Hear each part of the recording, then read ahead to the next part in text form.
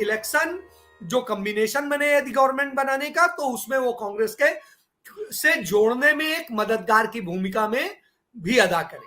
जी जी रविकांत जी, ये मामला सारा बार्गेनिंग का लग रहा है आपको कि मोल भाव का कहीं ज्यादा लग रहा है? अगर वो कांग्रेस के हवाई जहाज में न जाते तो शायद उनकी वो ताकत न बढ़ती जो आज थोड़ी सी बड़ी है।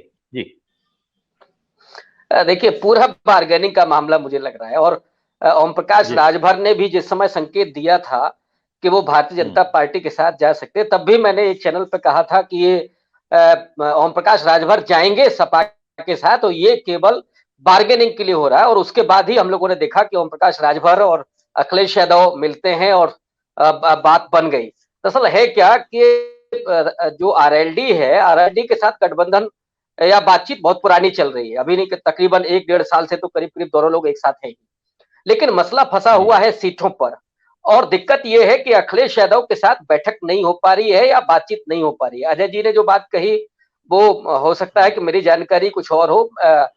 मैं जितना समझ रहा हूं, मुझे जो जानकारी है कि 70 सीटें आरएलडी मांग रही थी, जिसपे अखिलेश यादव ने कोई रिस्पॉन्ड नहीं किया था। अभी तक उनको कोई बातचीत नहीं हो रही थी। तो ये जो पाले में गेंद चलाई गई है, मुझे लगता है कि ये केवल इसके लिए है कि अखिलेश यादव रिस्पॉन्ड करें। दीपेंद्र हुड्डा के साथ जो बातचीत का मामला आया था, मुझे लगता है कि वो भी खबर आरएलडी की तरफ से आई गई थी।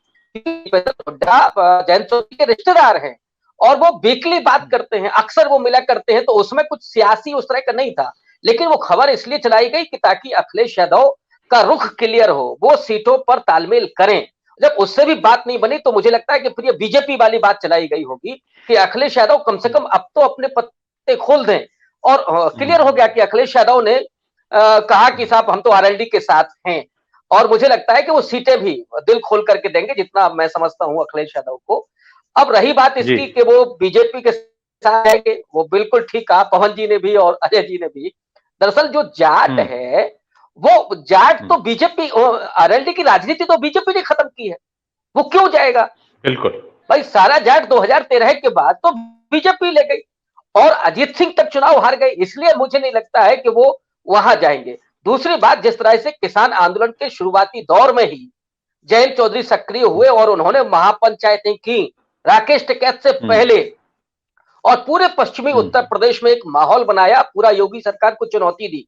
और जो वो चुनौती सिर्फ जाटों को एकत्रित करने की नहीं थी, बल्कि मुझे लगता है कि उन्होंने 2013 के बाद जो सांप्रदायिक ध्रुवीकरण हुआ, उसको भी पाटने की कोशिश की। आपको याद होगा कि ज्वाला साहब को मंच पर बुला करके उन्होंने पैर छुए उनके, और बहुत सारे जाट नेताओं ने माफी मांगी उसके लिए कि हमसे गलती हुई थी। और ज्वाला साहब वही हैं जो चरण सिंह के तमाम आयोजनों में जो मंच संचालन किया करते थे।